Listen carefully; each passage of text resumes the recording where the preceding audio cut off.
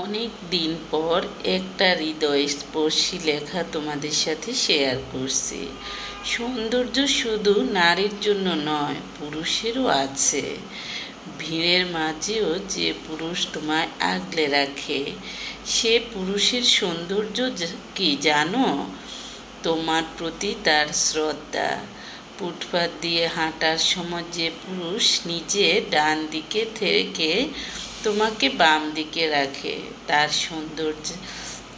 সৌন্দর্যের নাম। তোমার নিরাপত্তা।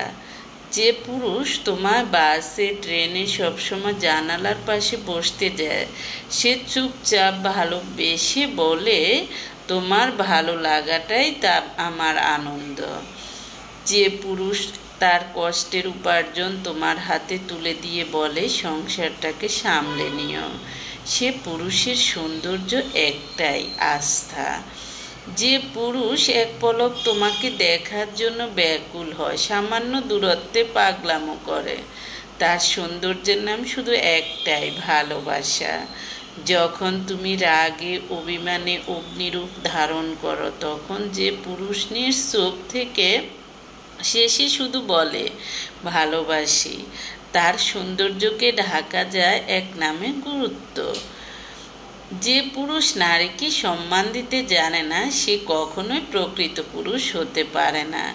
কারণ পৌরুষ মানে শুধু শক্তি নয়, মানে ও মর্যাদা।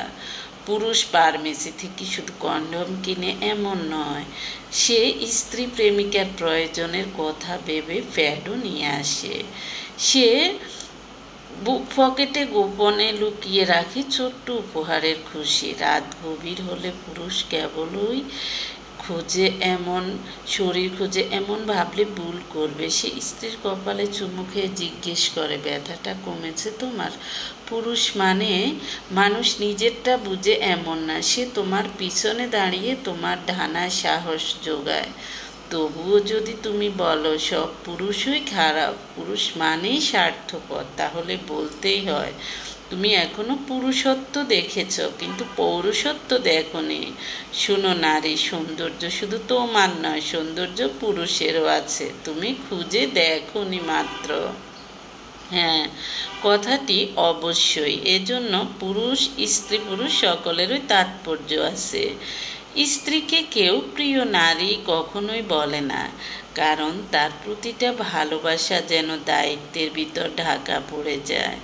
সে যতটা দেয়, তার স্বীকৃতি যেন ঠিক ততটাই অনুপস্থিত। ছোটবেলায় মানুষ যখন বলে, মা আমার প্রিয় নারী, বড় হয়ে বলে, মেয়ে আমার প্রাণ, আর একটু পরিণত হয়ে বলে, বোনের মতো আপন কেউ নেই। তবু মুখের ভাষায়, শ্রদ্ধা বা ভালোবাসায় কেউ বলে না, আমার স্ত্রী আমার সবচেয়ে প্রিয় নারী। স্ত্রীকে কেউ খুঁটিয়ে দেখে না, কিন্তু তাকে দিয়ে দেয় জীবনের সবচেয়ে কঠিন দায়িত্বটা। তার কাছেই চায় নিঃস্বার্থ সহবাস, নিঃশব্দ সহ্য, তার কাছেই আশা করে এক ফোঁটা অভিযোগহীন সংসার। কেউ ভাবে না এই মেয়েটা একদিন মায়ের আঁচল ছেড়ে চিরচেনা ঘর, ছাদ, রান্নাঘরের গন্ধ, ছোটবেলার সে আয়নাটা রেখে চলে এসেছে একটা ভিন্ন বাড়িতে। কেউ বুঝে না এই মেয়েটা কিভাবে অভ্যাস পাল্টে নতুন পরিবেশে খাপ খাইয়ে নেয়, অথচ তার হাসিতে, খাবারের স্বাদে বা চুলের পেঁচানো রোলারে সব ভুল খোঁজে। ভালো রান্না না করতে পারলে বলে, তুমি তো কিছুই পারো না, আর ভালো করলেও বলে, আমার মা এর থেকেও ভালো করতো। হাসপাতালের বেডে যখন স্বামী শুয়ে থাকে, অযোগ্য স্ত্রীটাই নির্ঘুম থেকে পাশে বসে থাকে। স্বামীর অফিস থেকে ফিরে ক্লান্ত মুখ দেখে এক কাপ চা বানায়, তবুও প্রিয় হতে পারে না কখনো স্ত্রী। কেন এমন হয়? স্ত্রীকে ভালোবাসি বললে কি পুরুষত্ব কমে যাবে, নাকি মনে হয় অন্যেরা হাসবে? আসলে সমাজ কখনোই স্বীকার করে না একজন স্ত্রীও কারো আদরের মেয়ে ছিল। যা মাকে ঘিরে ছিল স্বপ্ন, নিরাপত্তা আর ভালোবাসা, সেই মেয়েটা একদিন সব কিছু ছেড়ে যায়, নিজেকে হারিয়ে দিয়ে তাকে গড়ে তোলে এক রাজা।